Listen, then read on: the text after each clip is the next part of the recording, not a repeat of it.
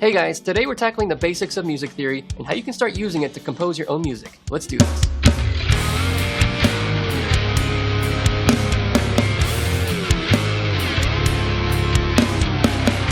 So why even bother learning the basics of music theory? Well, in a musical context, it helps you understand what you're doing and why. And this will actually give you more creative options when you're composing. Now, we shouldn't have to explain what music even is, but for a chosen few, it might be necessary.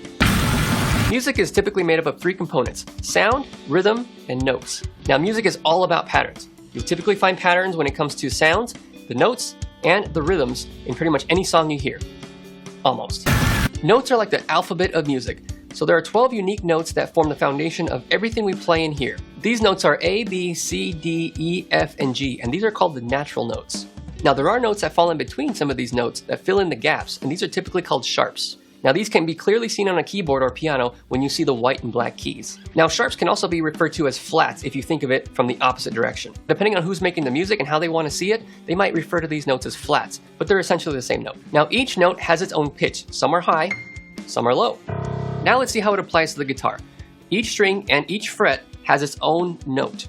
Standard tuning for guitar is E, A, D, G, B, E. So again, the lowest string is E, so E. Now from E to F, the next fret over is F sharp, the next fret over is G, G sharp, and so on. So now let's talk intervals. An interval is just the distance between two different notes. For example, E to F is actually an interval. Now because it's only one fret up, it's a half step. Now there's another half step from F to F sharp, another half step, F sharp to G, half step, and so on. Now as you can see on guitar, moving up one fret or down one fret is a half step. Half step. Now this applies whether we move up the fretboard or down the fretboard. Half step, also half step. Now let's talk whole steps. Whole steps is moving two frets up or two frets down on the same string. So here's an example of two whole steps: G to A, G to F. Both are whole steps. Now you probably notice there's technically no E sharp or B sharp. It just goes to the next natural note. F and C. Now these are called natural half steps. Why does this happen?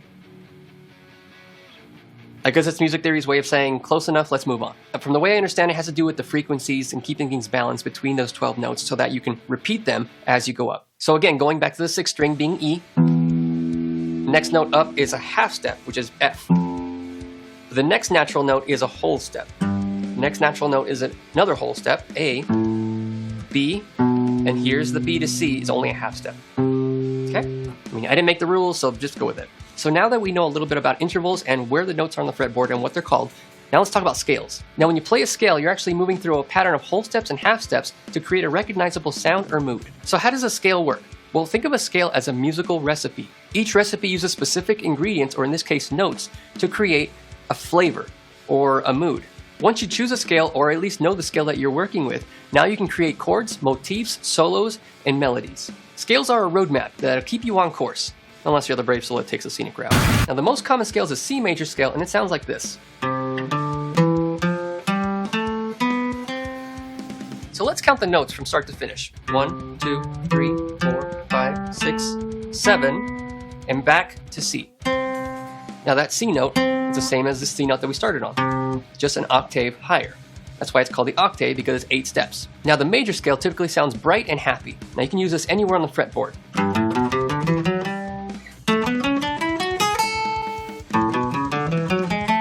So the major scale consists of these intervals, starting again with C, whole step, whole step, half step, whole step, whole step, whole step, half step.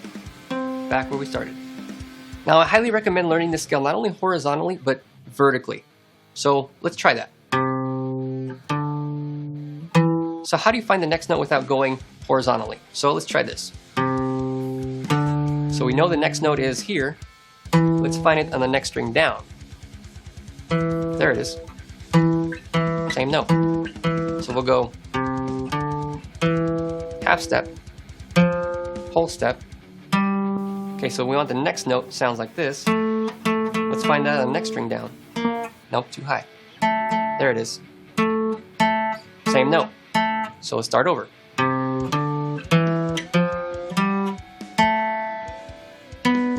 Whole step, half step. Now practice that slow and then speed up.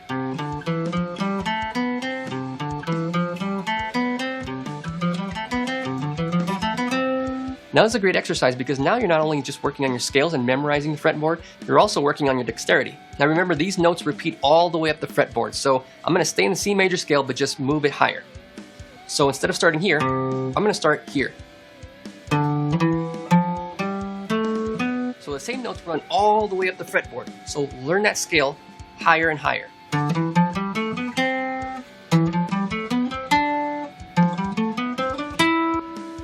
So now let's take a quick look at another commonly used scale, and that's the minor scale. So for this example, we're going to start with the open A string. And the formula goes like this: whole step, half step, whole step, whole step, half step, whole step, whole step.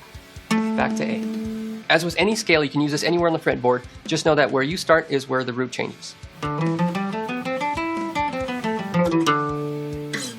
Now it's extremely beneficial to learn the notes that you're playing and say them out loud as you move through the scale. Memorizing not just your fretboard but the actual notes in the scale that you're playing will help you compose music across other instruments as well. Now just keep in mind the half step naturals. E to F is a half step and B to C is a half step.